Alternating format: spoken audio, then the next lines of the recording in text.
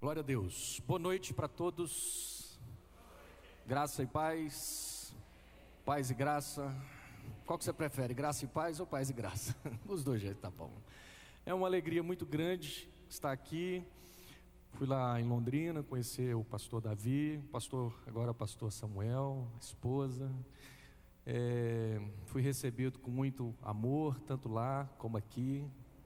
Muito obrigado, e é um prazer, uma honra, uma alegria estar aqui para compartilhar alguma coisa, um pouquinho daquilo que Deus tem dado nesses anos. Eu me converti com 17 anos de idade. Você não vai nem imaginar a minha idade, vai pensar que eu sou mais novo do que eu vou falar agora, com certeza, mas hoje eu tenho 42 anos. E quando eu me converti, a nossa igreja passava por um processo de renovação. Eu era de uma igreja presbiteriana, fui pastor da igreja presbiteriana do Brasil, acho que por uns 3, 4 anos. E depois a igreja começou a passar por um processo de renovação, e nessa época Deus levantou primeiro o meu pastor e eu me tornei um discípulo dele. E ele começou a trabalhar muito com essa área de libertação, muito.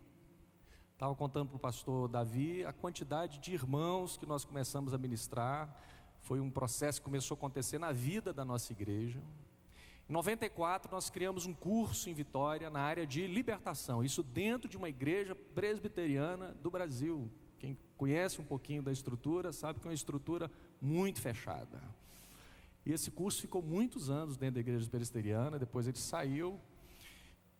E hoje esse curso lá em Vitória completa 22 anos que ele já funciona lá, e depois nós fomos abrindo extensões fora.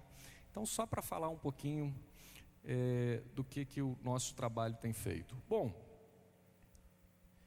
como a proposta desse evento, desse congresso é falar de família, então eu quero começar hoje compartilhando um pouquinho sobre esse tema: família doente, filho ferido. Eu queria que você ficasse de pé comigo e abrisse a sua Bíblia no livro de Gênesis, no capítulo 41. Gênesis.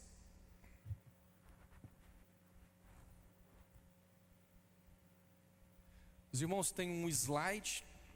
Aí depois, se quiser colocar, eu não sei se dá para mim passar daqui, se quiser fazer o teste.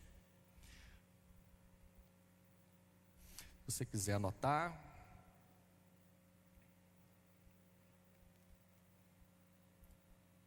Gênesis, no capítulo 41.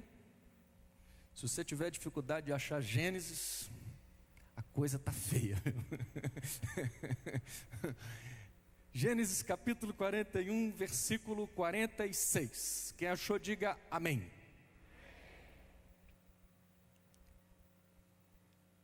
Era José da idade de 30 anos, repita comigo, 30 anos, quando se apresentou a Faraó, rei do Egito, e andou por toda a terra do Egito. Nos 7 anos de fartura, a terra produziu abundantemente. E ajuntou José todo o mantimento que houve na terra do Egito durante os 7 anos e guardou nas cidades. O mantimento do campo ao redor de cada cidade foi guardado na mesma cidade.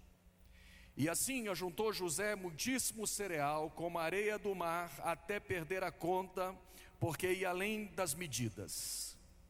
Antes de chegar a fome, nasceram 2 filhos a José, os quais lhe deu Asenate, filha de Potífera, sacerdote de On. Verso 51, como está aí na tela de vocês, nós vamos ler os 51 e os 52. Vamos lá, toda a igreja, lendo aí na tela. E chamou...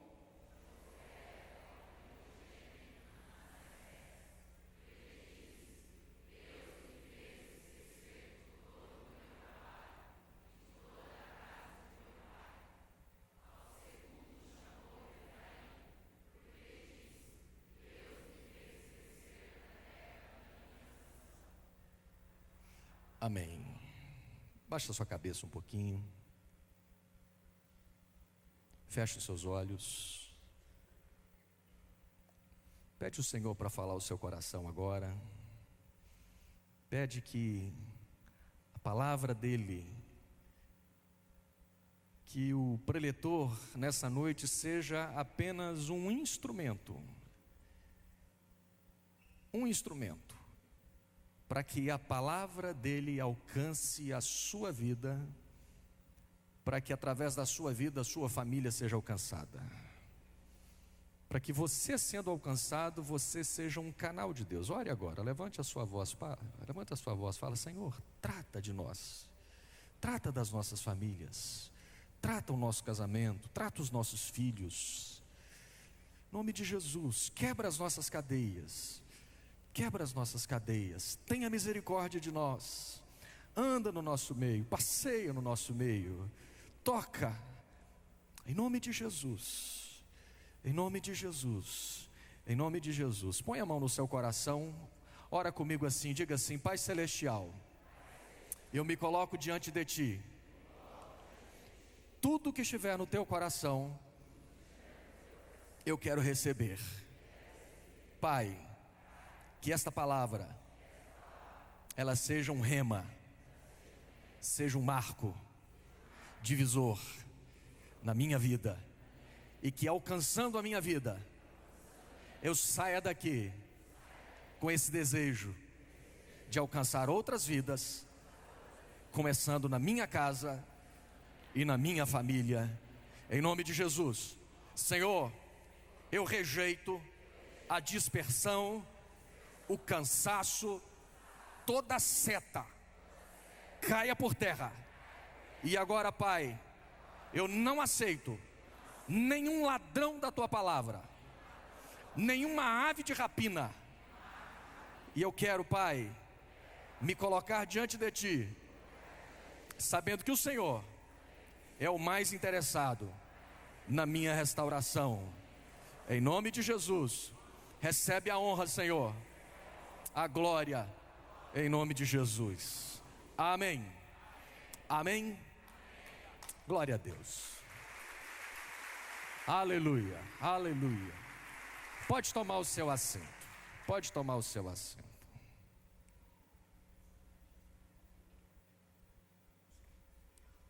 Hã? Para ver se vai. Não, tá não. Então, foi aí. Então eu tenho que. Aí vocês já estão vendo até os tópicos do sermão. Família doente, filho ferido. Esse tema é um tema interessante. Primeiro, vou falar um particular para vocês aqui. Fala para ninguém não. Mas eu vim de uma família muito doente. Eu costumo dizer às vezes que se eu contar a minha história para o carroceiro, o burro chora. Até o burro fica assim, consternado. Esse texto ou esse tema, na verdade, presta atenção nisso que eu vou te falar, presta atenção nisso. Aí uma Cunha fala uma coisa interessante: nós estamos marcados a ferro e fogo pelas nossas famílias. Querendo ou não, você carrega as marcas da sua família.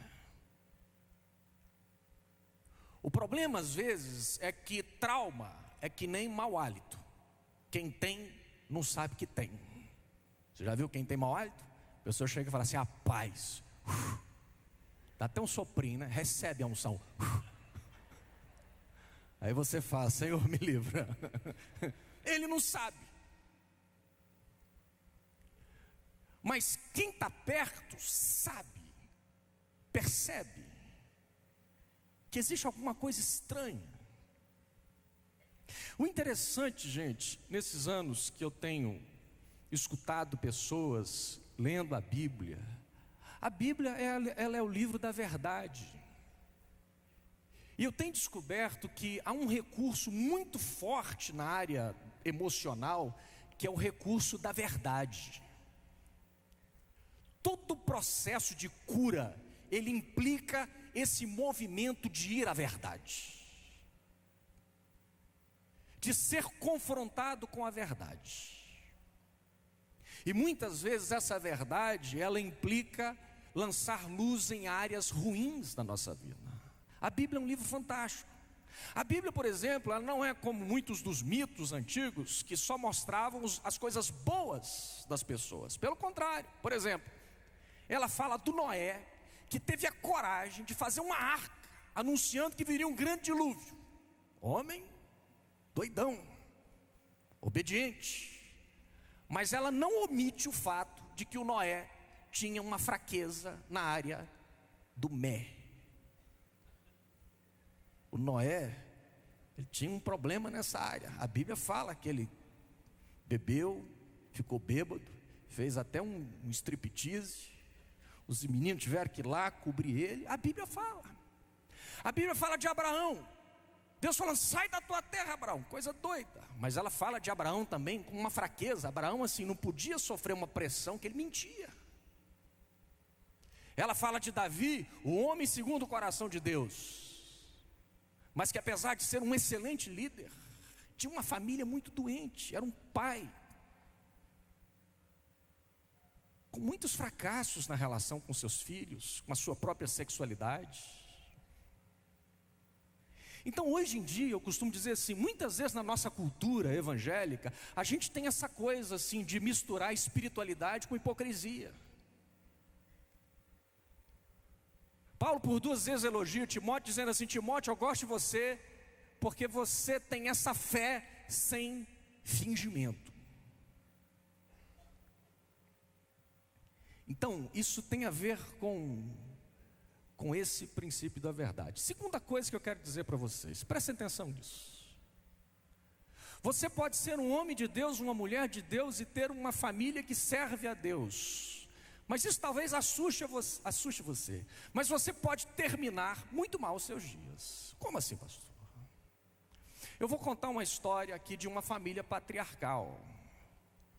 Você lembra quando Deus levou Isaac lá e a Rebeca, a gente usa isso? Você sabe qual foi uma das últimas palavras de Rebeca na vida dela? Amargurada eu estou da minha vida. O grande Jacó, que se encontrou com Deus lá no Val de Jaboque, que Deus mudou o nome dele, Jacó velhinho, quando vai se encontrar com Faraó, Faraó pergunta assim, e aí, como é que vai você, Jacó? Jacó disse o quê? Poucos e maus foram os meus dias. E você vai perceber que muitas vezes quando nós quebramos princípios familiares, quando nós invertemos papéis familiares, quando pais educam de uma maneira errada seus filhos, muitas vezes lá na frente vem uma colheita de dor. Muito embora são pessoas de Deus que servem a Deus, mas que acabam herdando, colhendo frutos de escolhas erradas e de decisões erradas. A Bíblia nos fala de um personagem que nós acabamos de ler, e nós lemos aqui agora no verso 46, quando a Bíblia nos fala de José. O relato bíblico de José começa quando ele tinha os seus 17 anos. E qual era o contexto familiar de José? Guerra. Você se lembra que Jacó era casado com 2 irmãs? Já começa o problema. Porque quando ele saiu da casa dele, primeiro, ele já saiu fugido de casa. Por quê? Uma das grandes mazelas e amarguras no lar de Isaac e de Rebeca foi o filho Esaú. Mas por quê? Porque esses pais, Isaac e Rebeca, tolamente escolhem amar um filho em detrimento do outro. E eles colocam este filho numa relação de guerra. A relação era tão terrível que um dia a mãe chega para Jacó e diz: junta suas coisas e vai embora, porque o teu irmão, ele tem por você desejo de morte. E Jacó junta as suas coisas. E quando Jacó constitui o seu lar, ele se casa com essas 2 irmãs a partir de uma maracutaia lá do sogro. Você conhece a história. E qual era o contexto familiar de Jacó? Era um contexto de problemas. Essas irmãs, Lia e Raquel, eram mulheres que ficavam numa relação de guerra. Para piorar a história, Lia era fértil e Raquel era estéril. O que começou a acontecer? O lar começou a acirrar ainda mais as brigas. Lia dizia: eu posso não ser amada, mas sou eu que gero filhos. Era guerra. Um dia o lar chegou num ponto de conflito em que Raquel chegou para Jacó e disse: se eu não te posso dar filhos, nós vamos terceirizar esse negócio.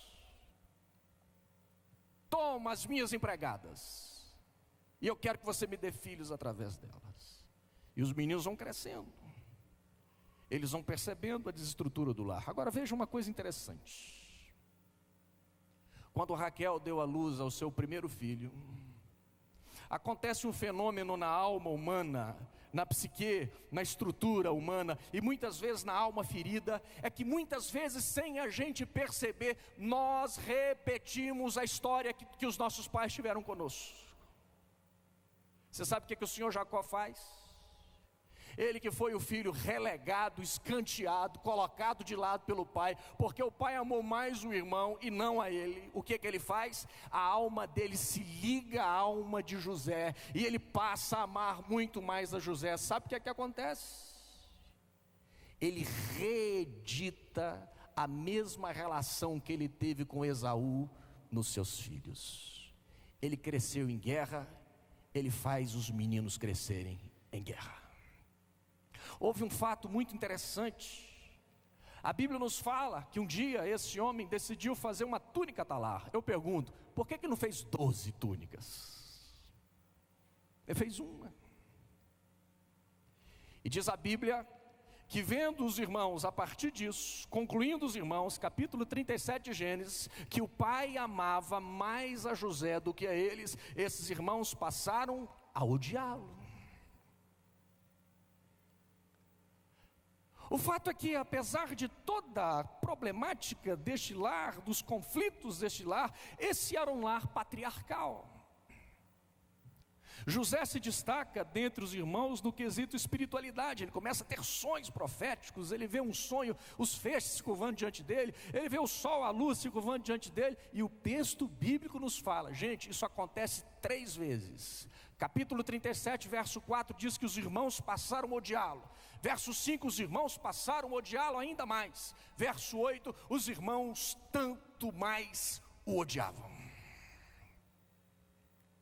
Um dia, os irmãos estavam cuidando do gado, da fazenda, dos animais, e esses irmãos já estavam num grau muito avançado de ódio. E Jacó, mais uma vez, numa atitude errada, de paparicar e de colocar um dos meninos para ficar ali fiscalizando, chega para José e diz: vai ver como se passam os seus irmãos. Aí José vai, mas José não sabia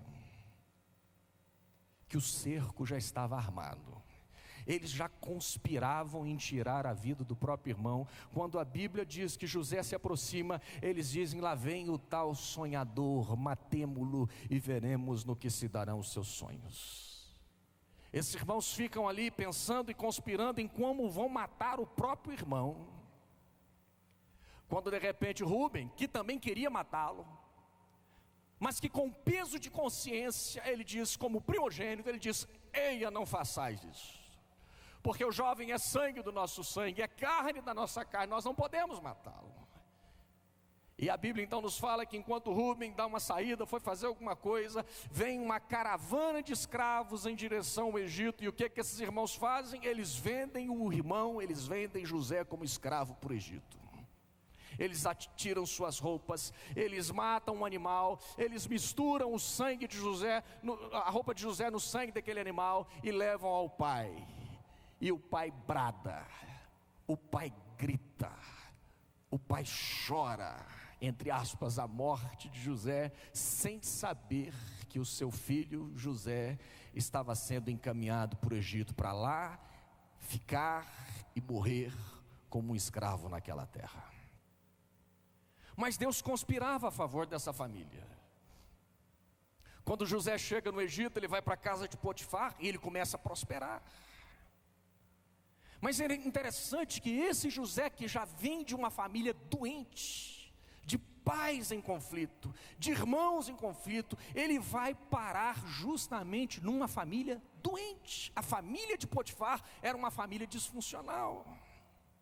Essa mulher de Potifar todos os dias se insinuava, até que um dia ela arma aquela cena. José corre, ela segura uma das suas roupas, e ela grita, denunciando e fazendo a falsa acusação a José. O que acontece? José vai para a cadeia. Mas a mão de Deus conspirava a favor desse jovem, porque pouco tempo se passa naquela cadeia, José conquista a afeição do carcereiro. Até que um dia chegou lá um padeiro e um copeiro, e você conhece a história, eles tiveram sonhos enigmáticos. José interpretou o sonho dos dois, mas olhando para aquele copeiro, José disse: quando você estiver diante de Faraó, lembre-se de mim. E o que aconteceu? O copeiro não se lembrou de José. Esse esquecimento do copeiro custou a José mais 2 anos atrás de uma prisão. Quando finalmente a Bíblia nos fala que o Faraó teve um sonho perturbador, os sábios, os adivinhos, os magos, todos foram chamados, ninguém conseguiu interpretar o sonho de Faraó. E aí, quando não sobrou ninguém, o copeiro falou assim: olha, já que todo mundo já tentou, tem um cara lá na cadeia, quer tentar, quer chamá-lo. Aconteceu isso, ele interpretou. Faraó diz: manda chamá-lo.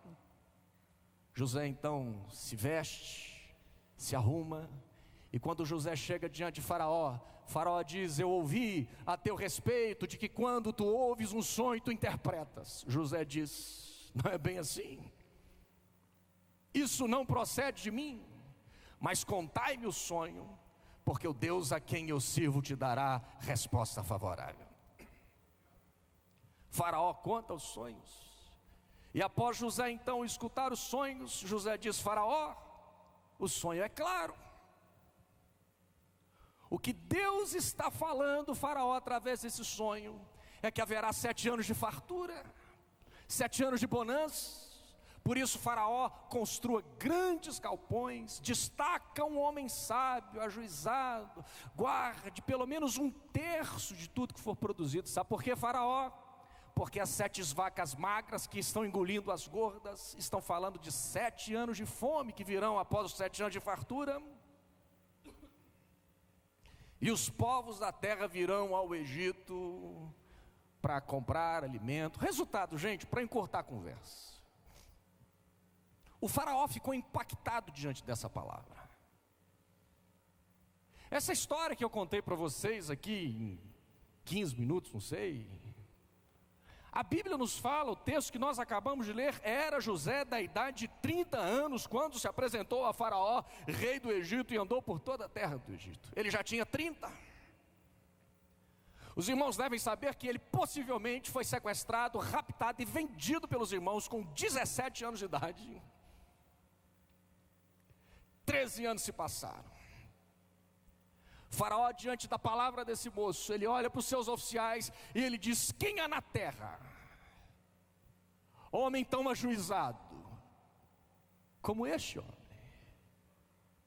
Faraó diz: olha, quem há na terra homem em quem há o Espírito de Deus? Faraó diz: olha, você vai ser o meu administrador. É você quem eu vou colocar e incumbir dessa responsabilidade de fazer toda essa gestão. E é nesse exato momento então que José recebe roupa de governador, ele recebe anel de governador, ele recebe carruagem de governador, ele é levado diante da multidão, a multidão aplaude, ele é ovacionado, a multidão se inclina, e então José assume esse posto de governador. Agora preste atenção que aqui vai começar a nossa história. Como é que fica um moço que cresce num lar doente? Como é que fica a estrutura psicológica de alguém que é vendido pelos irmãos e que de repente, de presidiário, ele se torna o segundo maior homem do planeta na época. É interessante, se você fechou a Bíblia, é um detalhe importante, e eu quero a partir dele mergulhar nesses detalhes com vocês. Mas quando José se casa, o primeiro garoto que ele gera, sabe qual é o nome que ele vai dar a esse garoto? Ele era judeu. Judeu não é igual o brasileiro. O brasileiro dá um nome, não quer nem saber. Às vezes o nome significa capeta, mas não sabe. Ah, que nome bonito. Aí vai lá ver, meu Deus, o nome significa chifrudo. Mas José não.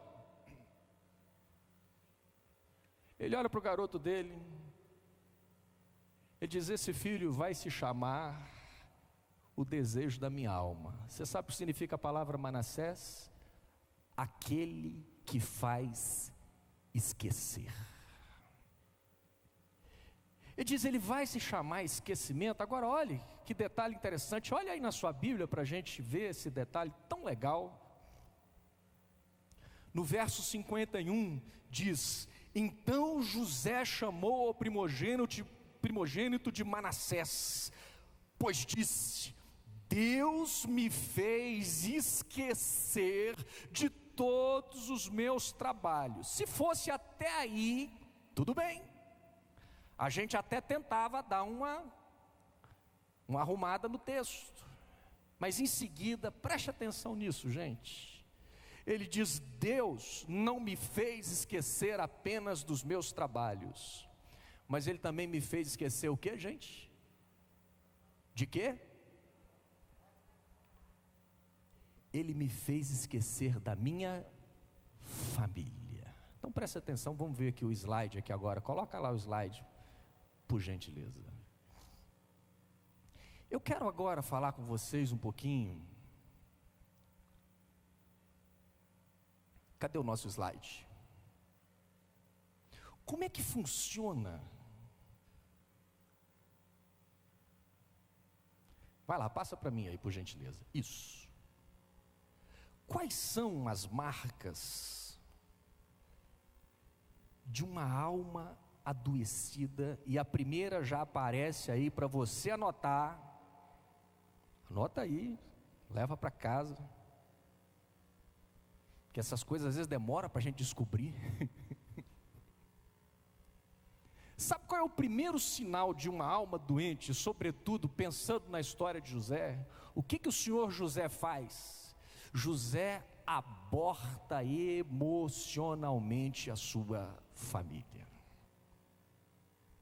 Presta atenção numa coisa. Se José ou qualquer pessoa saudável, no lugar de José,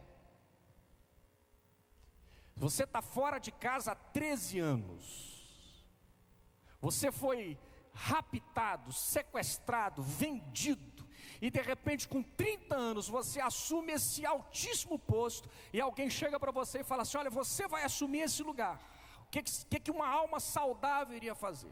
Faraó, eu posso até assumir o posto de governador. Agora, presta atenção, eu fui raptado, vendido pelos meus irmãos, eu tinha 17 anos, tem 13 anos que eu não vou ver a minha família. Eu tenho pai, eu tenho mãe, eu tenho irmãos, eu tenho irmãs. Olha só, eu vou lá revê-los e depois eu volto. Mas o que José fez? Gente, ele profetizou 7 anos de fartura. Ele ficou 1 ano, 2, 3, 4, 5, 6, 7, 8. Você sabe com que idade mais ou menos se estima que José foi reaver os irmãos dele? Com cerca de 39 anos de idade. É porque um dia ele acordou e falou assim: estou sentindo de ir lá.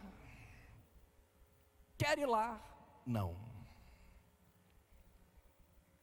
José no coração, ele matou a família dele.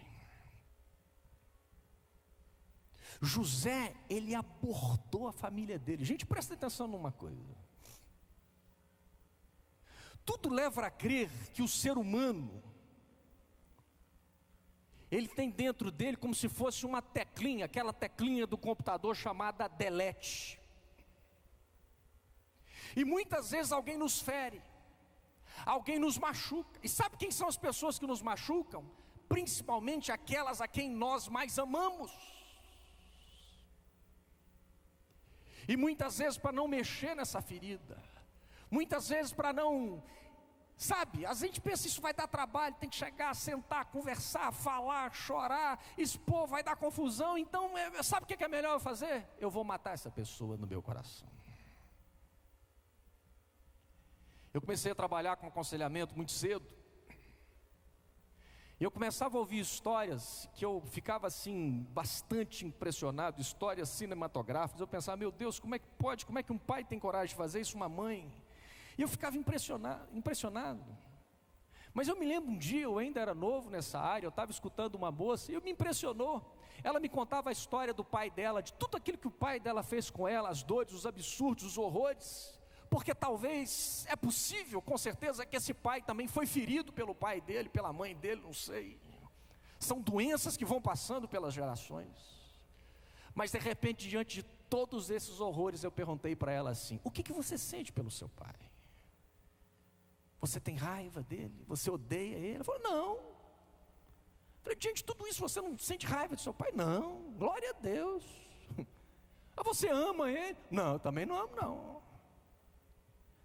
Foi, você não odeia ele? Não. Você ama ele? Também não. Falei, o que você sente por ele? Ela falou assim, eu vou te dar um exemplo do que eu sinto pelo meu pai. Se hoje um mosquito morrer e o meu pai morrer, é a mesma coisa. Se eu receber a notícia de que um mosquito morreu e que meu pai morreu, para mim não faz diferença. Você sabe o que eu sinto pelo meu pai? Nada. Eu não odeio, eu não amo, eu não sinto nada por ele. Eu comecei a ver que as pessoas são capazes de matar pessoas no coração. Outra coisa, pessoas que às vezes convivem no mesmo lar, dormem no mesmo quarto, na mesma cama, onde a partir de uma traição, a partir de uma cena, a partir daquela situação, muitas vezes aquele cônjuge, aquele pai, aquela mãe, aquele filho, no coração, ele gradativamente, e às vezes sem se dar conta de que ele está fazendo isso, ele começa gradativamente a matar essa pessoa no coração.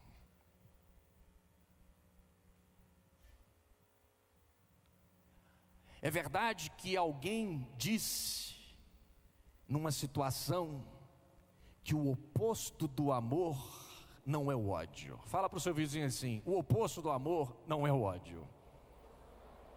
Diga mais uma vez, o oposto do amor não é o ódio, mas sim a indiferença.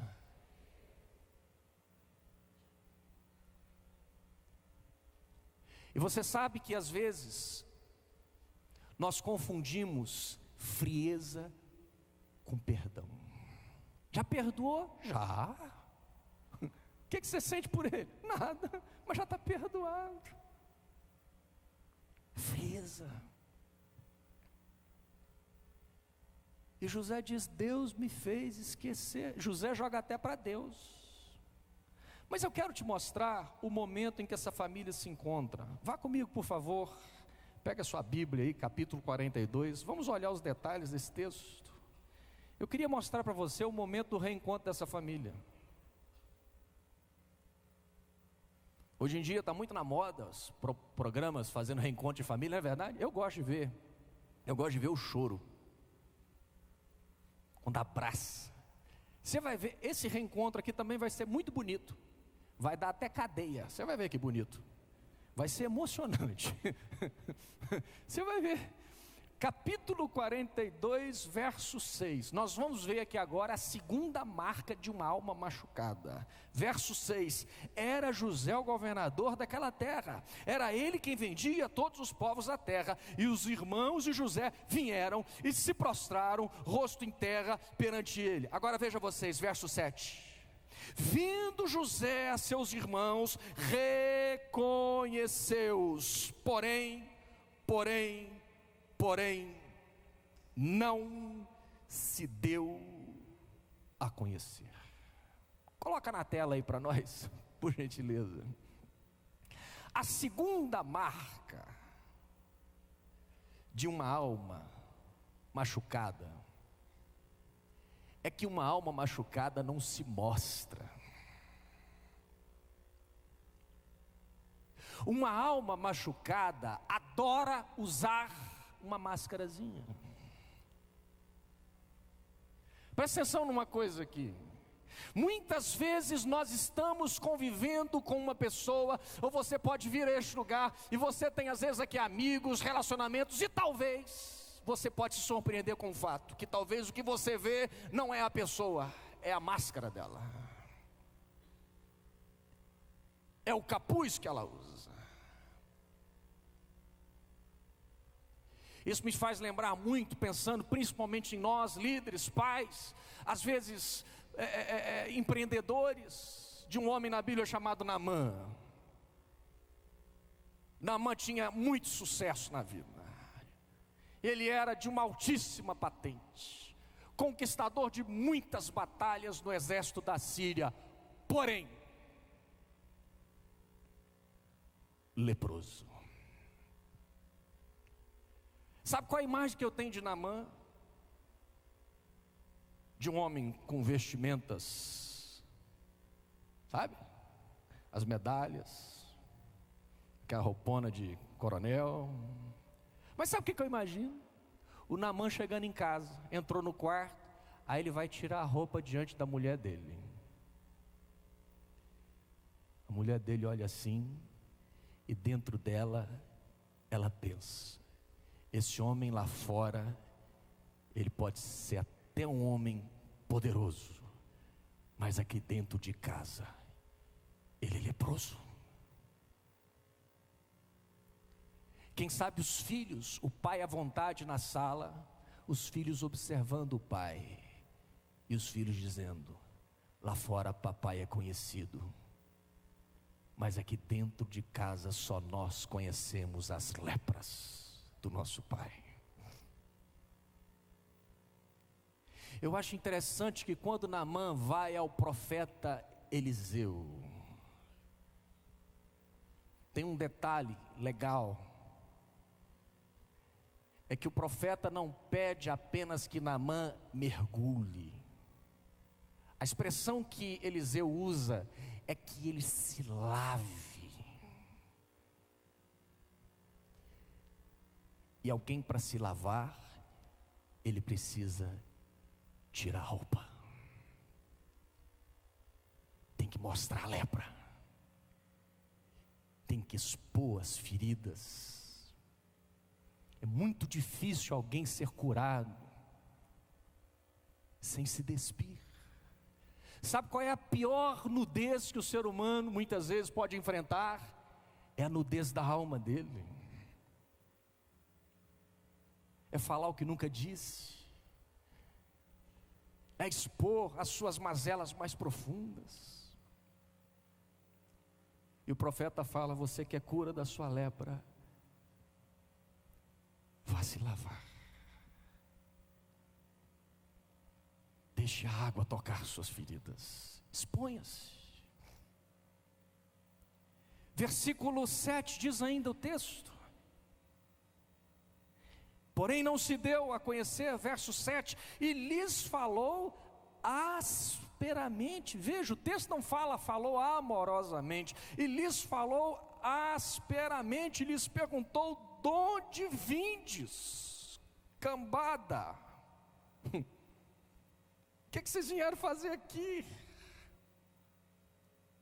A terceira marca de uma alma ferida é que esse homem guarda no coração dele esse sentimento de vingança, de raiva. Sabe o que ele faz com os irmãos? Nós vamos começar o processo da vingança. Chama os guardas de 3 dias de regime fechado para todos eles. Depois um deles cai na bobeira de falar que tinha um menino mais novo. Fala: tem um mais novo? Tem. Um volta e um de vocês vai ficar preso. Sabe quantos anos José deu de cadeia para Simeão? De 2 a 3 anos ele deixou o próprio irmão nas grades. Eu imagino José: ó Pai, perdoa os nossos pecados, assim como temos perdoado os nossos devedores. Já está tudo perdoado, Deus curou, Deus me fez esquecer.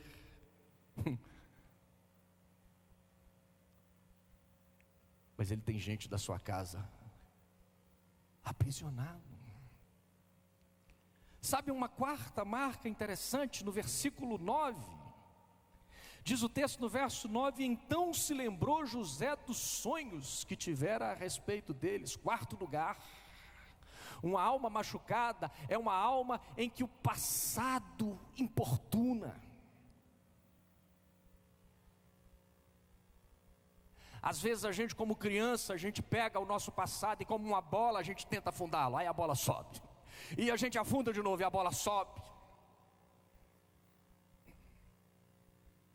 É esse passado que insiste em comparecer. Eu costumo dizer que passado não resolvido é presente que incomoda.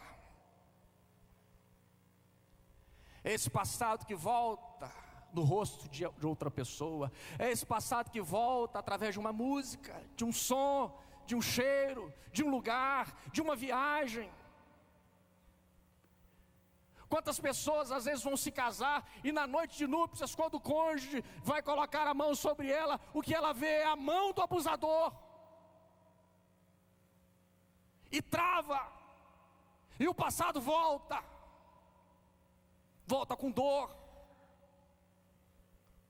Volta com sofrimento. Outra marca interessante da ferida aberta no coração desse homem está no verso 19.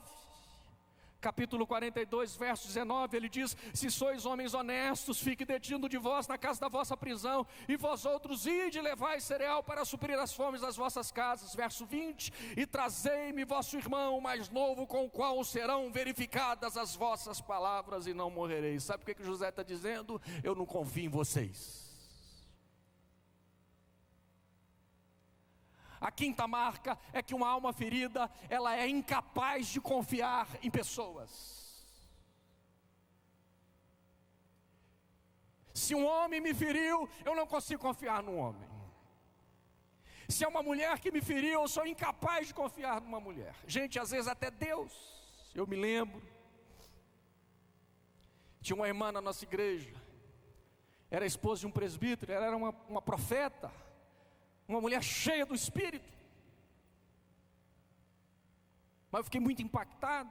Um dia ela chegou para mim, ela falou assim: eu tenho uma questão com a minha fé, com a minha comunhão com Deus. Eu falei: o que é? Ela falou assim: eu tenho um problema, eu não consigo falar com o Pai Celeste. A minha oração e a minha relação é só com Jesus. Com o Pai eu não tenho conversa. Eu falei: mas como é isso? Eu falei: com o Pai eu não falo não. Ela falou assim: deixa eu falar uma coisa. Até a minha adolescência, eu tive um pai que amarrava os meus pés e as minhas mãos na cama. E eu cresci com esse pai me tocando, me abusando, por anos e anos e anos. Quando eu cheguei na adolescência, eu tive força para dizer não, e eu cresci. Ela falou assim: dá para você entender que quando alguém menciona a palavra pai, imediatamente a imagem que eu tenho é desse pai.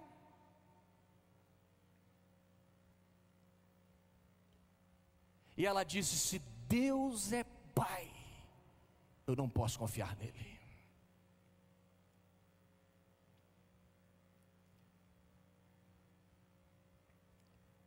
José disse: ficai detido um de vós, e vós outros ide. Não, José, a gente promete. Não, nós estamos dando a nossa palavra. Não.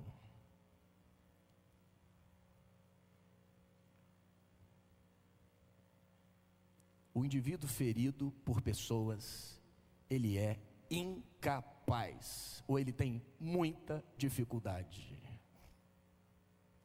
O trauma, ele tem essa marca da generalização. O trauma, ele olha você como se você fosse o abusador. Uma moça abusada, quando ela vai muitas vezes para as núpcias, ela muitas vezes vai confundir o sexo com a dor.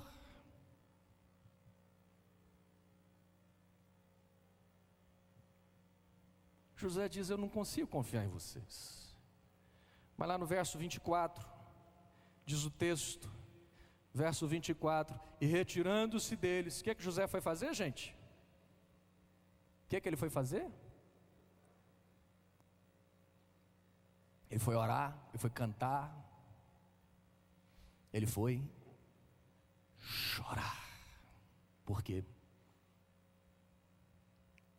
Porque em sexto lugar, ele sente a dor do seu passado.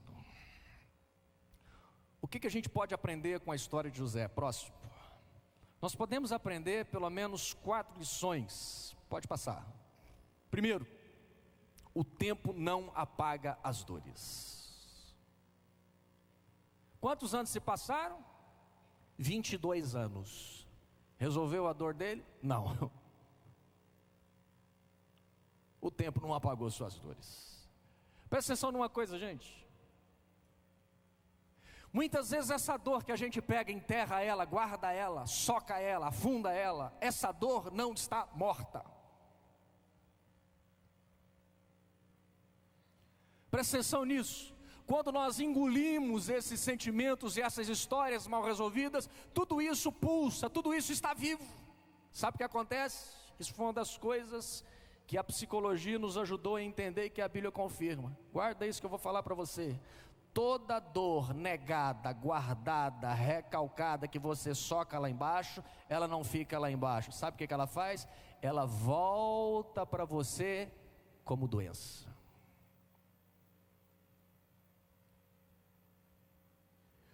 O indivíduo de repente tem um acesso de pânico. Meu Deus, de onde vem isso? De repente ele começa a fazer uma ansiedade generalizada. Ele faz uma depressão. Tem gente que faz obsessões terríveis. Obsessões das mais loucas. A pessoa começa a querer lavar a mão, lava a mão, lava a mão. Deixa eu tomar banho, toma banho, toma banho. Tem gente que vai lá no portão, olha o portão uma vez, daqui a pouco volta lá, olha de novo, e olha de novo, olha de novo, olha de novo. Tem gente que a dor dele pega na pele, vai para os ossos. Davi, por exemplo, era um paciente bastante psicossomático. Davi disse: enquanto eu calei o meu pecado, você sabe para onde foi o pecado dele? Enquanto ele calou a dor dele, foi para os ossos. Ele diz: eu fiz uma artrite, eu fiz uma artrose, os meus ossos começaram a doer. É isso que o tempo faz. Eu desconfio que muitos dos nossos sintomas e doenças sejam dores que nunca foram faladas, traumas que nunca foram ditos, dores que nunca foram choradas. Se você não fala, o seu corpo fala. Se você não expõe, o seu corpo fala pela via da doença e do sintoma. Segundo lugar, a distância, ela também não curou. Eles estavam distantes. Terceiro lugar, esse é um ponto muito legal. Ser cheio do Espírito não quer dizer ter uma alma sadia. Eu não sei quem de vocês se lembra, mas Faraó disse assim: quem há na terra semelhante a José? O José é sapatinho de fogo. Quem há na terra homem em quem há o Espírito de Deus? Esse é o cara. O homem interpretava sonhos, mas Faraó não sabia da possibilidade de alguém estar cheio do Espírito, fluir em carismas e ainda assim estar com a alma em frangalhos, matar a família, ocultar tanta dor. Quarto, o esquecimento não é sinônimo de cura. Vamos caminhando então para o nosso fechamento. Vá para o capítulo 45, por gentileza.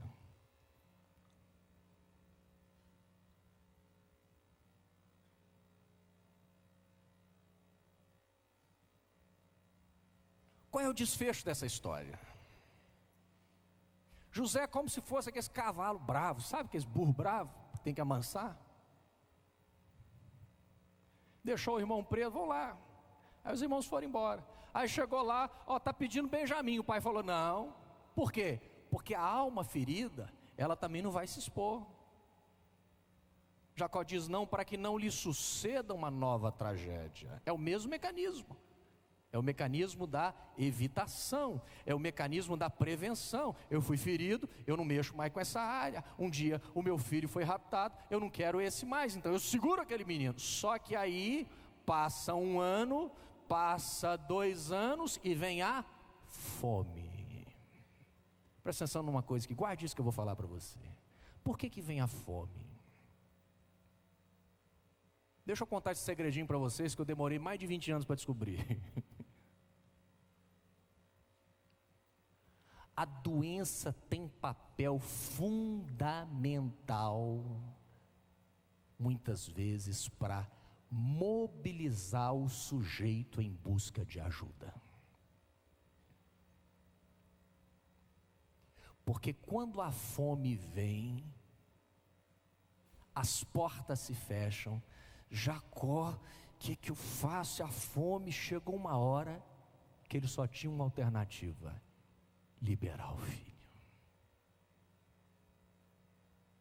Você sabia que muitas vezes a gente só vai buscar ajuda na dor? Essa é uma das coisas mais fantásticas da dor e do sofrimento. O sofrimento, ele nos tira da zona de conforto. O sofrimento, ele nos para.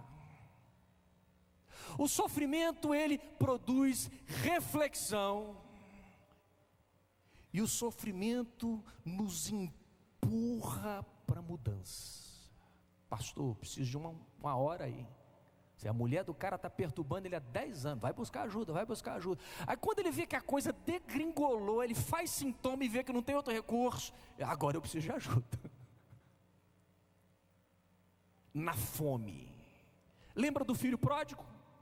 Quando é que o filho pródigo disse assim: eu preciso voltar para casa? No sofrimento. Ele chegou num grau em que nem a comida dos porcos ele tinha acesso. É na dor que ele diz: eu preciso voltar para casa. Às vezes a gente até quer tirar a dor da pessoa, e Deus fala: não tira ainda. Senhor, vamos fazer uma campanha de prosperidade para o filho pródigo. Deus não faz, porque a única possibilidade que há dele voltar e se reconciliar é porque eu estou fechando as portas. Deixe que essa dor sou eu quem está permitindo. Muitas vezes a nossa dor, o nosso sofrimento ou a nossa doença é a vida dizendo para nós: o modo como você funciona está errado.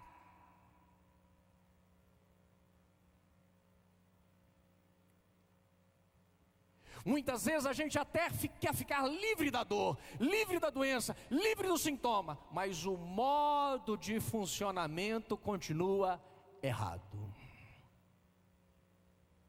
Tira a doença, vem outra. Por quê? Porque você mesmo retroalimenta o sintoma. Por isso a palavra-chave do Evangelho é: arrependei-vos. Mudança de mente.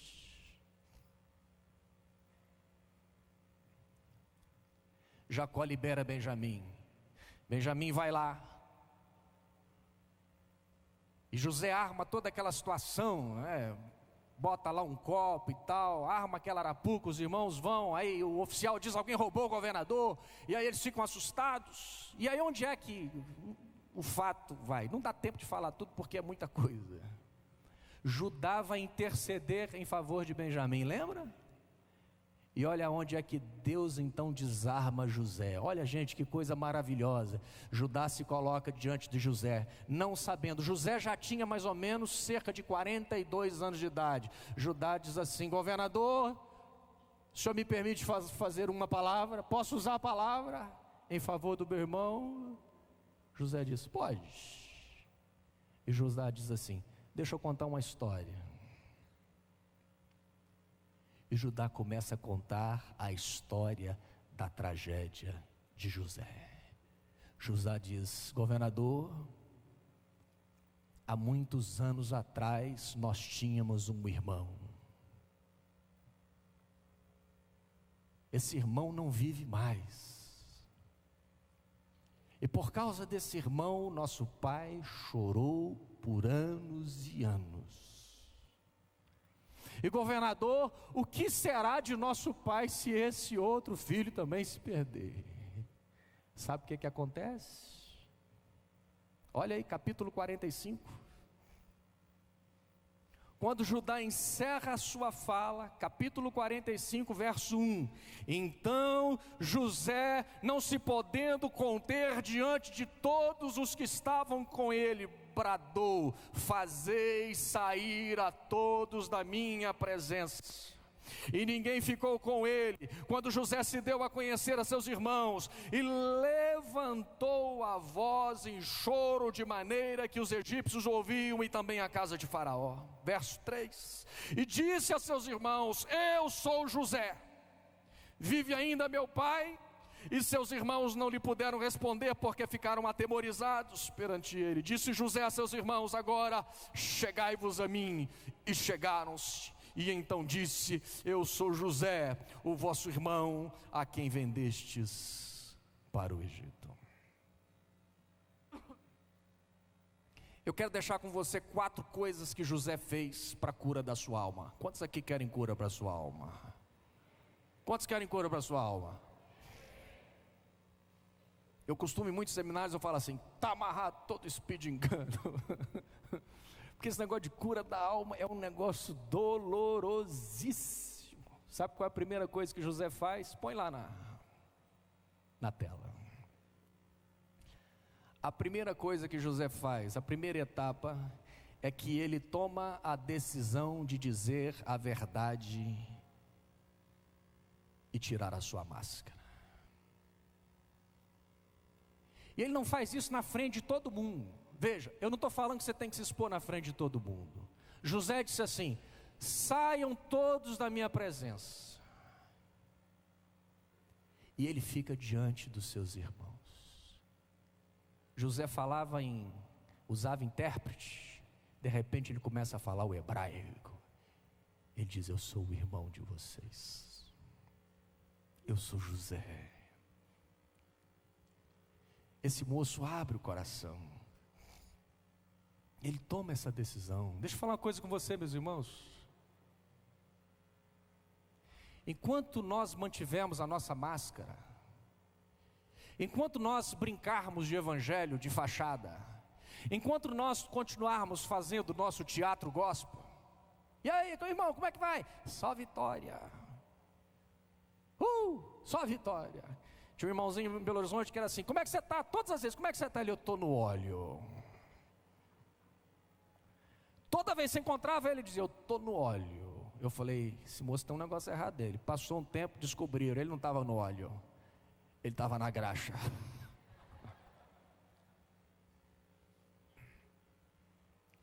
José diz: chega de farsa. Ele tira a máscara,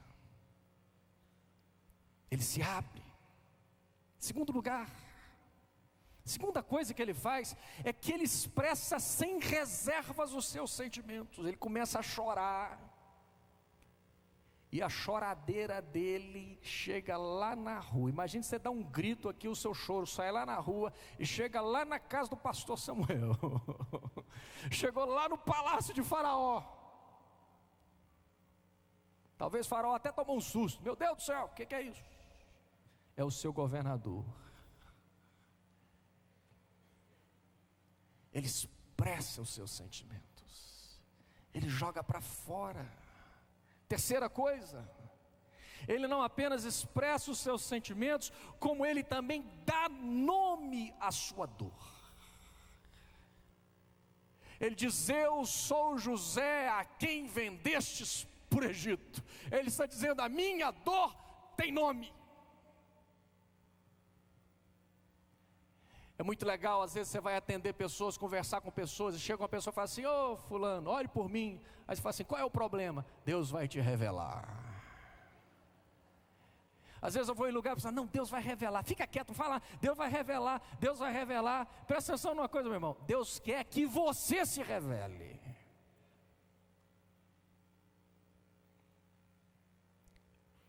José diz: a minha dor tem nome. A gente tem dificuldade de dar nome. Meu irmão, eu estou passando por uma luta. Que luta, filho? É uma luta lutada. Olha, lá em casa eu estou passando por um deserto. A gente tem dificuldade de dar nome. O que você está sentindo, filho? Ah, um trem ruim. A gente tem dificuldade de falar dos sentimentos, dar nome aos sentimentos. Por que a Bíblia manda confessar? O que é confessar? Confessar é você pegar a sua dor e você dar palavras. Você traduzir os seus sentimentos em palavras. José se abre.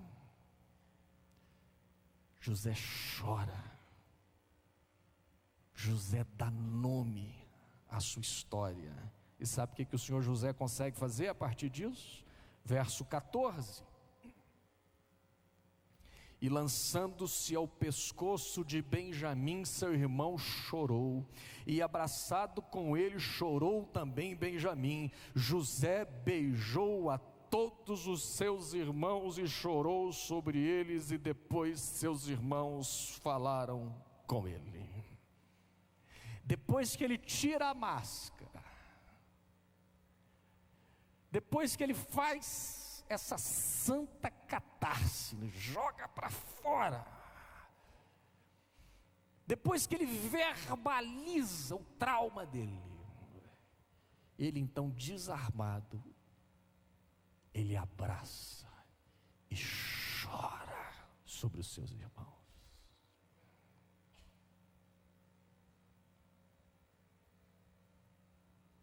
E para a gente fechar essa reflexão, a gente já percebe 4 sinais de cura na vida dele. 4 sinais de cura. Primeiro,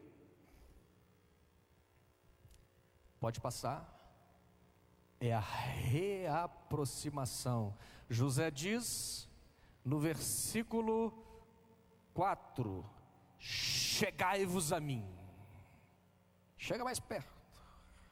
Segundo, verso 5, ele diz: agora pois não vos entristeçais, nem vos irriteis contra vós mesmos. Sabe o que José está falando? Isso é um fenômeno interessante numa alma quando ela começa a ser curada. José diz: não fiquem tristes com vocês, não fiquem irritados contra vocês, porque antes eu é que odiava vocês. Não fiquem, sabe por quê? Porque José começa a enxergar os irmãos diferentes. O olhar dele começa a mudar. Sabe uma terceira coisa tremenda, e essa é uma das coisas mais legais, mais fantásticas. Por favor, guarde essa terceira palavra, guarde ela no seu coração. Se você esquecer de tudo, guarda isso. No verso 5, ele diz: não vos entristeceis, não vos irriteis contra vós mesmos, por me haverdes vendido para aqui. Agora presta atenção, porque para a conservação da vida, Deus me enviou adiante de vocês. Sabe o que José está dizendo para os irmãos? Olha, aconteceu, vocês me machucaram, mas deixa eu dizer uma coisa para vocês. Eu estou conseguindo enxergar projeto de Deus nessa história.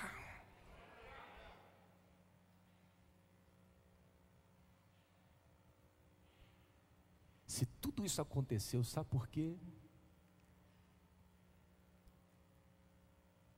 Eu posso hoje alimentar vocês. Deixa eu dizer uma das coisas mais poderosas que eu aprendi nesse ministério.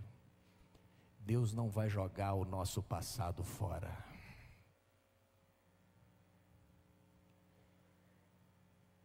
Sabe qual vai ser o objetivo do seu passado? O seu passado nas mãos de Deus, trabalhado, curado, limpo, ele vai se tornar ferramenta de trabalho.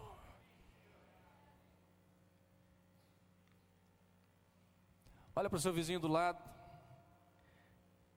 e diga para ele assim: meu irmão, fala para ele, meu irmão, fala com autoridade, fala: meu irmãozinho, aprenda uma coisa, as experiências mais árduas que você passou, Deus quer usá-las para te preparar para o seu ministério. Diga para ele assim: a sua vida, por mais dolorosa, foi o laboratório de Deus para te preparar para a sua maior missão de vida. Diga para ele assim: se você deseja ser usado por Deus, entenda essa verdade poderosa. Essas dores, Deus não vai ocultá-las, Deus vai sará-las, e elas serão, a partir daí, o seu ministério. Diga para ele: a sua dor é o seu ministério.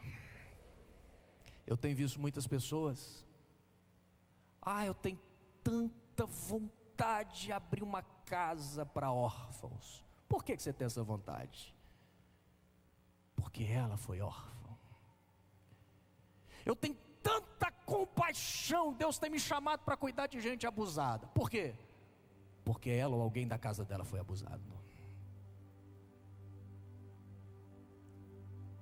Muitas vezes a pessoa nunca teve um pai. Deus trata ela e levanta ela para falar de paternidade. Interessante quando você fala de algo que você viveu. Quem fala de algo que viveu, fala com autoridade. Vamos ficar de pé do nosso lugar. Aleluia!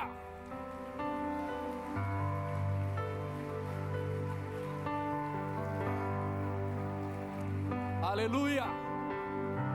Presta atenção aqui numa coisa. Olha para mim aqui, presta atenção.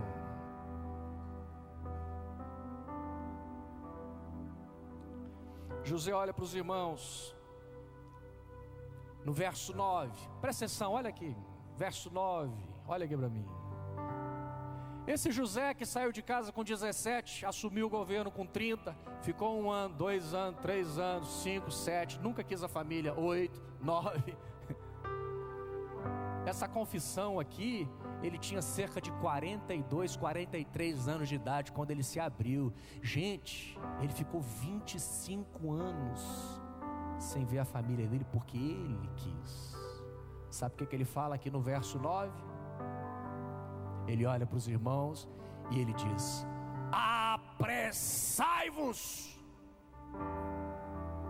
subi a meu pai e dizei-lhe: Deus me pôs por Senhor em toda a terra do Egito, desce a mim, não te demores. Sabe qual é a última percepção que eu tenho nesse texto? É que José entende que apesar de todo o propósito, de toda a dor, dele enxergar projeto de Deus em tudo isso, ele entende que os seus traumas roubaram anos preciosos de convivência familiar. José diz: vamos remir esse tempo, apressai-vos.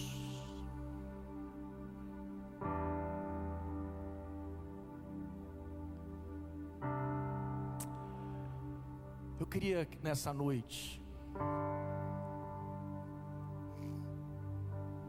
que nós fizéssemos um ato. É um ato de reconciliação. Isso, quem também está aí no telão, pode vir participar. Mas eu queria fazer um ato de reconciliação.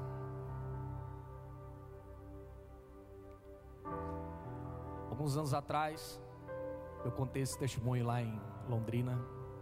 Deus me levou a escrever uma carta para o meu pai. Eu tinha 15 anos de idade e eu comecei a perceber que o meu pai tinha uma vida fora do casamento. Eu era muito apegado ao meu pai.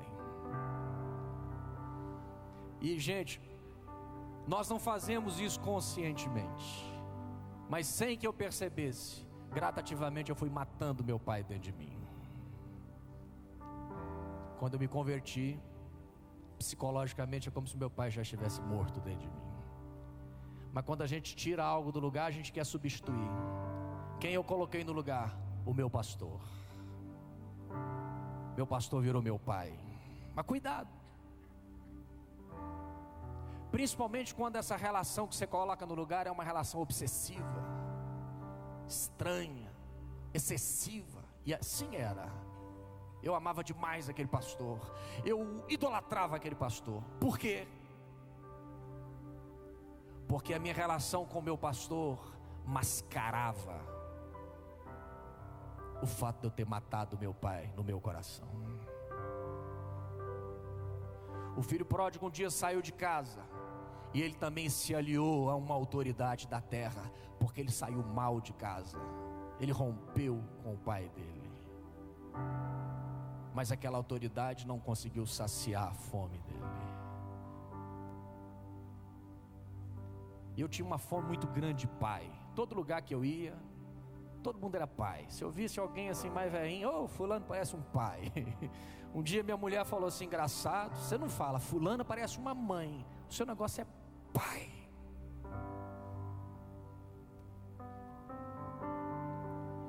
E um dia eu estava lendo essa parábola do filho pródigo. Gente, Deus começou a abrir meus olhos e Deus me falou assim, você é o filho pródigo, porque psicologicamente você saiu de casa. Eu já era casado, eu já tinha filho, e Deus falou, você precisa voltar para casa. Eu vou dizer uma coisa para vocês, eu matei meu pai, e eu desonrei ainda mais meu pai, no auge da minha espiritualidade. Eu fiz isso, gente, tudo com base na Bíblia. Quantas pregações eu fazia, eu fiquei legalista. Meu pai sentadinho lá na igreja, eu pregava olhando para ele, pecador. E eu batia, porque eu queria bater nele. Eu fui matando meu pai.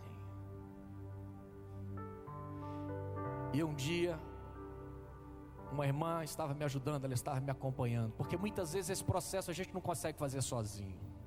Alguém tem que nos ajudar. E um dia essa mulher disse, escreva uma carta para o seu pai e leve essa carta ao seu pai. E eu escrevi essa carta. Foi fácil? Não. Eu demorei quase um ano para ter coragem de ler essa carta para meu pai. Guardei ela dentro da minha Bíblia. Quantos seminários que eu viajava, a cartinha está dentro da Bíblia. Meu pai ele é empresário, ele tem posto de gasolina. Meus pais são separados, divorciados já há cerca de 14, 15 anos. E um dia eu voltava no sábado à tarde, eu ia passar perto do posto dele. E ele no sábado, ele fica até meio-dia e vai embora. E eram umas 5 horas da tarde. Eu falei, se ele estiver lá, eu vou ler essa carta para ele hoje. E quando eu passei, estava o carrinho vermelho dele lá. Parei meu carro, chamei ele. E uma relação boa. Aparentemente tudo bem. Pai, tudo bem, tal. Eu falei, vamos lá em casa. Eu estava reformando a minha casa. Vamos lá ver a casa. Ah, então tá bom, vamos lá. Ele entrou no carro. viu a casa, já estava ficando de noite. Descemos, entrei no carro, liguei o carro, travei as portas, liguei o ar e eu puxei a carta dentro da Bíblia. Irmãos, quando eu já tirei a carta, o choro veio. Eu chamo esse choro de possessão choral. Gente, eu comecei a chorar. E o pior, para ler a carta. E nessa carta eu fui recontando a história, desde os 15, quando ele saiu de casa, o que foi acontecendo. Mas eu quero pedir perdão. Eu tomei o sacerdócio dele para mim. Eu fiquei sendo o chefe da casa, mesmo ele em casa. Falei, eu estou te devolvendo o seu sacerdócio. Falei, meu pastor é meu pastor, mas meu pai é você. Me perdoe porque eu te tirei desse lugar. Eu segurei na mão dele. Eu falei, pai, agora ore por mim e me abençoe. E meu pai também, em lágrimas, orou, me abençoou. E no final falou, filho, deixa essa carta comigo. A Bíblia diz que nos últimos dias Deus reconciliaria o coração dos pais com filhos. Não tem só filho pródigo não, tem pai pródigo também.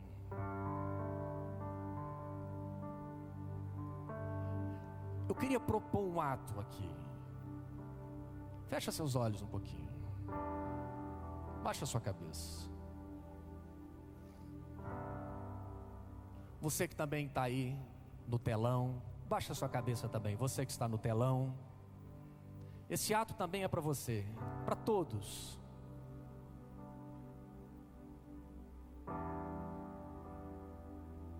Você sente que essa história de José, ela se parece com você? Talvez você até prosperou como José, mas talvez a sua alma está sedenta, faminta. Tem gente que um dia desonrou o pai, a mãe, e talvez emocionalmente você está no deserto, você está numa terra distante. O que eu queria propor a você? Se você sente que você precisa fazer esse caminho de volta, é um ato simples o que a gente vai fazer aqui, mas eu creio que é um ato poderoso, que vai quebrar cadeias na sua vida e na sua alma. Eu queria que nessa noite você se enxergasse a mesma pergunta que Deus fez para Adão: Adão, onde estás? E Deus está te perguntando: onde é que você está?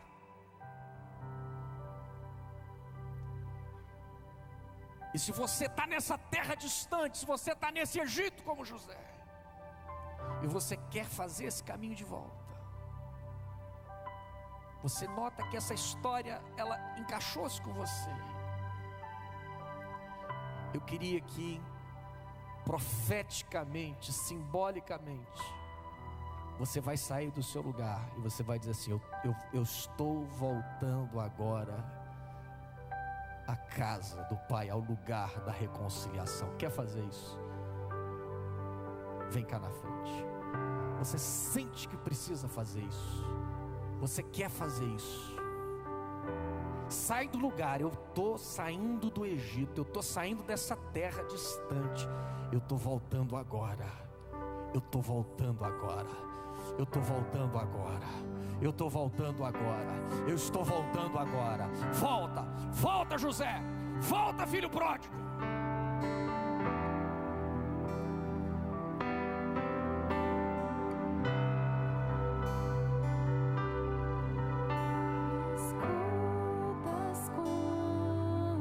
Você quer fazer isso? Vem cá na frente. Não importa quem você seja, quem você seja, Deus está te chamando.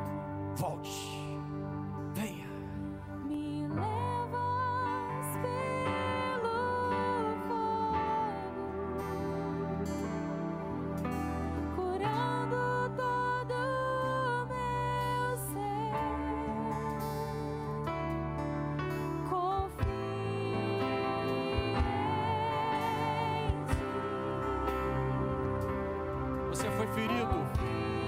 foi machucado, alguém um dia te feriu, te machucou, você tem que fazer essa reconciliação. Venha.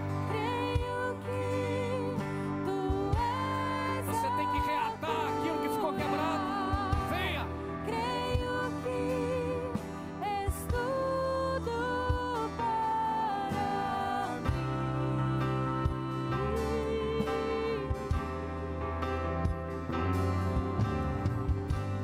Creio que tu és a vida.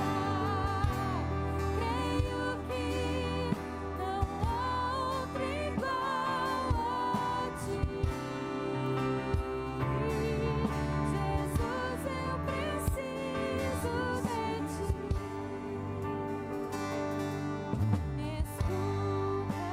Meu irmão, se Deus te chama, Deus está chamando filhos de volta. Não importa a sua idade, quem você seja. Pastor, meu coração está apertando. É com você mesmo. Meu coração está apertando, é você.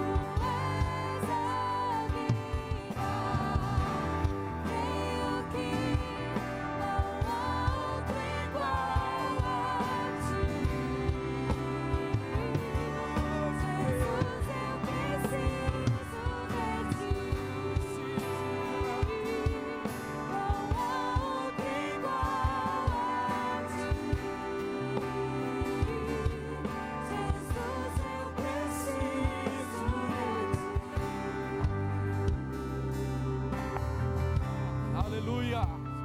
Você que está também no telão, você que precisa vir, você que está no telão, Deus está falando com você, vem. Baixa a sua cabeça, feche seus olhos.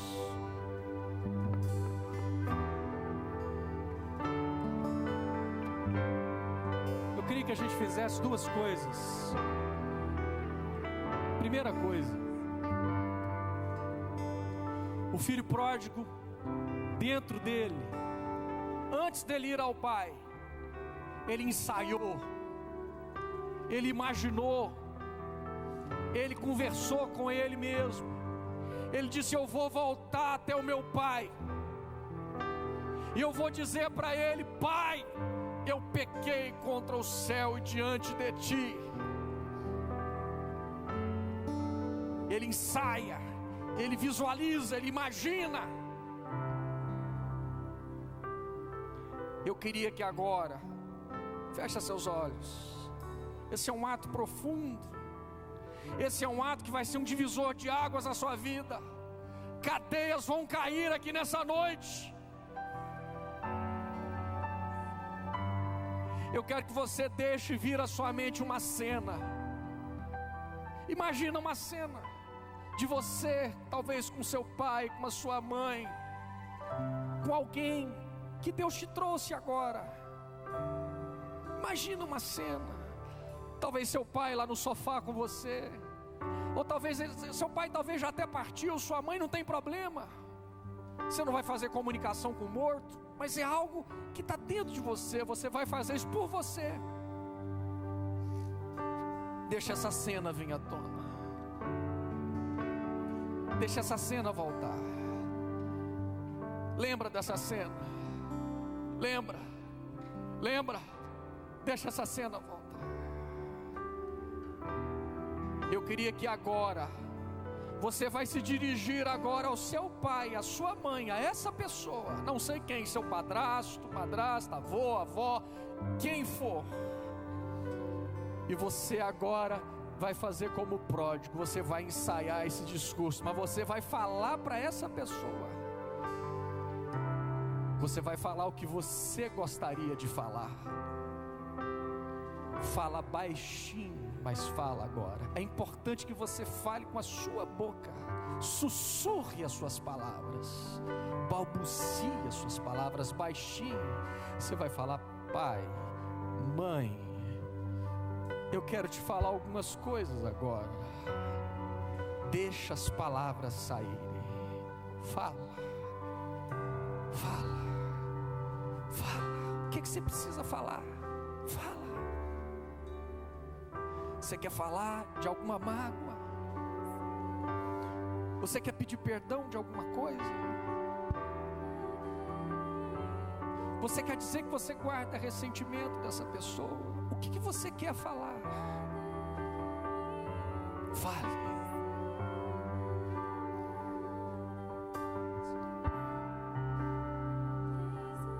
Você quer se arrepender de alguma coisa?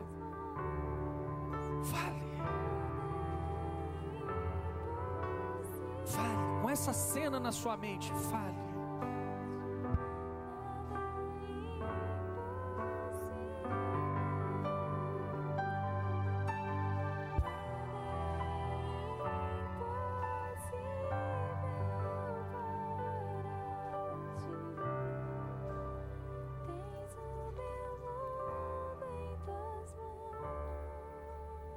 Fale.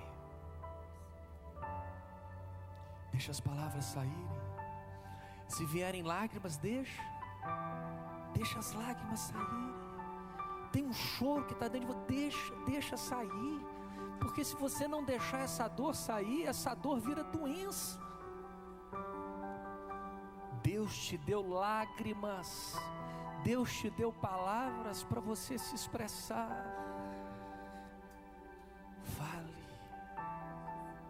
chore, lamente. Você tem alguma pergunta que você quer fazer? Pergunte.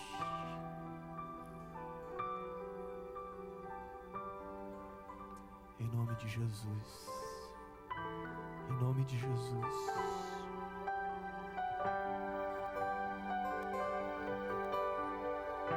Em nome de Jesus.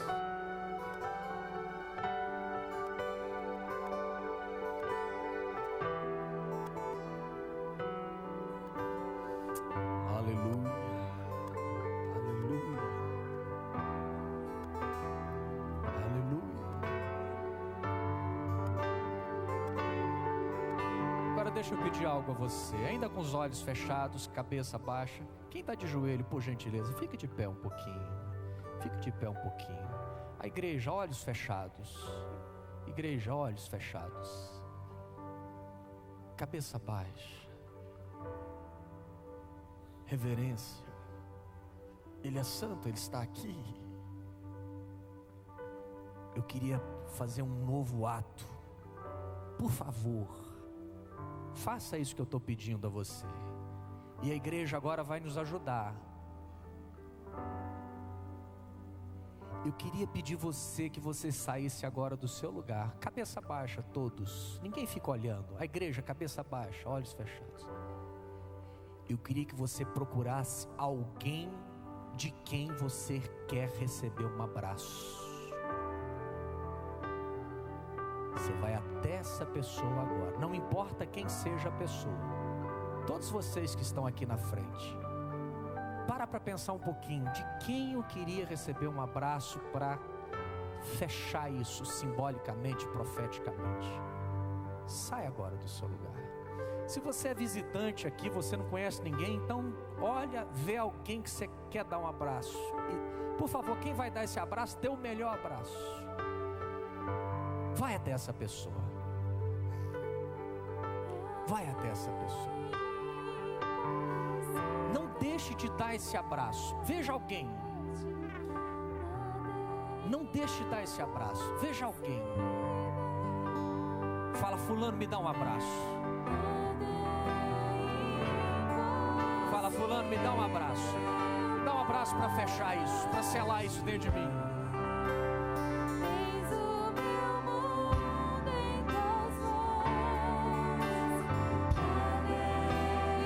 abraço pelo menos 1 minuto. Pelo menos 1 minuto abraçado. Abraça essa pessoa. Abraça essa pessoa. Não deixe de dar esse abraço. Não deixe de dar esse abraço. Dê o melhor abraço.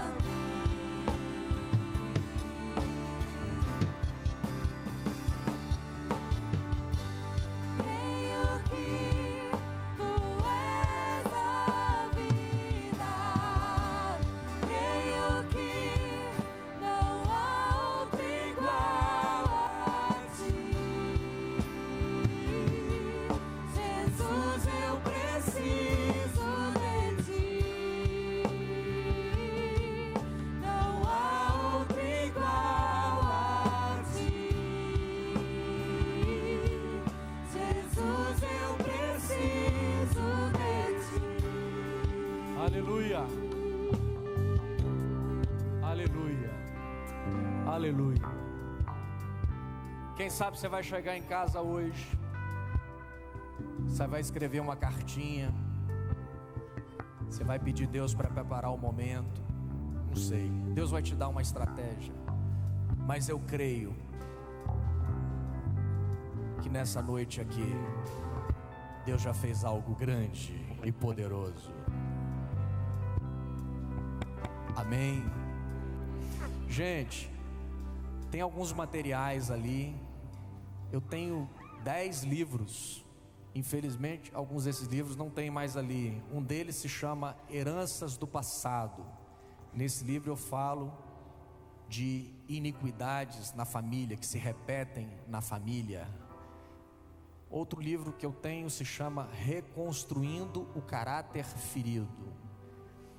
Como é que o caráter é ferido? A família, né? Como é que isso se trabalha?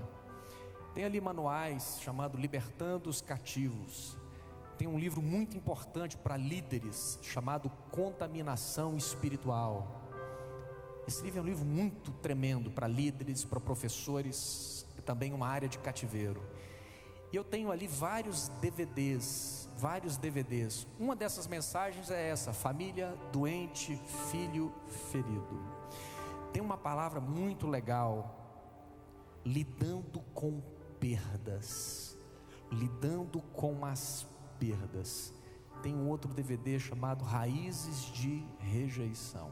Então esse material é um material do nosso projeto. O nosso projeto existe em Vitória há 22 anos. Nós também temos um curso à distância. Tem cartaz ali, eu acho. Quem quiser ser treinado, a gente trabalha com cursos há 22 anos. Ele se chama Aconselhamento Integral. Cura e Libertação, a gente chama de Aconselhamento Integral. Então tem um cartaz, você também pode ver informações. Então quem tiver interesse no material de treinamento vai estar ali. Deus abençoe a todos vocês, obrigado.